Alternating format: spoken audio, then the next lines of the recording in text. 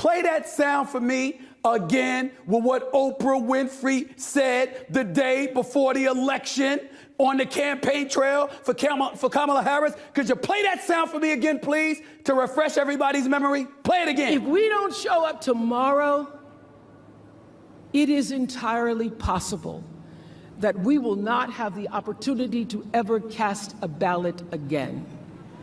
And let me be very clear. If you do not make sure that the people in your life can get to the polls, that is a mistake. Deciding not to decide, that is most definitely a vote to let other people control your future. See that? You see it? Yes, she was trying to get people to go out to the polls, but we know who she wanted us to go to the polls to support. That was a scare tactic. Then what the hell you need $2.5 million for your production company when you're worth billions? There's Libras are pointing fingers here and there. Recently, Stephan A.Smith blames Michelle Obama and Oprah for Kamala Harris' election defeat by Donald Trump. I don't know if you've seen it. I'm going to show you all the videos, but before I do, if you love what I'm doing here, please share the video and thumbs up, check if your notifications is on. I think we severely underestimated the amount of women around us who will never be able to stop seeking the approval and validation of the white men around them. And y'all really exposed yourself with the results of this election. These white women who voted against our interests, these are the women that we went to high school with, that we were best friends with in college, that we played sports with our whole lives. But they chose to listen to their dads. They chose to listen to their boyfriends or their husbands. They chose to put the interests of the white men around them in their lives above the interests of women, above the interests of minorities, above the interests of oppressed people. I will never be able to wrap my mind around that. How you can be a highly educated woman, see how women around you are being treated, see how minorities around you are being treated, and still choose to value the opinion of the white men around you the most and vote for their interests. One of the most important women in my life married a rich white man, and she chose to vote for his interests instead of the interests of her 3 daughters. The silence from all of these women right now who could not bring themselves to vote for Harris, to vote for another woman in this election, is shameful, and we will not forget. You guys were a fucking fool. You voted for a liar. So we're going to see, since they were able to get planes and fly them all over America, then I know they can get some planes and fly them out. So if your leader doesn't do the mass deportation like he promised you, you were sold a buck and full of goods. And I thought I have seen it, or what some of these Libras used to accuse Trump supporters of doing. They are doing just that. Taking a look at this lady, you just saw, why do you care what white women think? I cannot wrap my head around why these highly educated women care more about what their dad or their white men around them think than their own interests. The same talking point like Joy Real. Insane, right? That's why people have a problem trusting not just politicians, but celebrities who come out in the open to support them. Had you're Oprah, you're worth billions. It's a horrible look for you to take a penny for you or your production company if you really supported her. Paid Oprah Winfrey's production company nearly $2.5 million for her support during the campaign. Initial reports said the Harris campaign shelled out $1 million. However, 2 sources told the New York Times that Winfrey's production company was actually paid closer to the $2.5 million. That number pales in comparison to the estimated $1.5 billion that Harris and the Democrats spent in their failed campaign to win the White House. Why would that piss me off? Why? This is Oprah Winfrey we talk about. What the hell is your production company doing getting anything from the Harris campaign?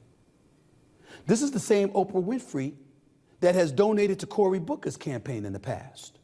Remember Senator Carol Moseley Braun? Oprah Winfrey donated to her campaign when she was running for the U.S. Senate. Remember when Barack Obama won the presidency in 2008? They said at the time reportedly that Oprah Winfrey's impact equated to more than 1 million votes in his favor over Hillary Rodham Clinton. in a Democratic primary. So here you are, donating to Democrats all over the place, which, by the way, Oprah Winfrey has done for decades. You giving money. You giving money. Think about this. Remember Stacey Abrams in Georgia? According to reports, Oprah Winfrey gave her over $10 million. I've got the news right in front of me. I was paid nothing, ever. What do you think about all the celebrities with their mass exodus? Over these numbers.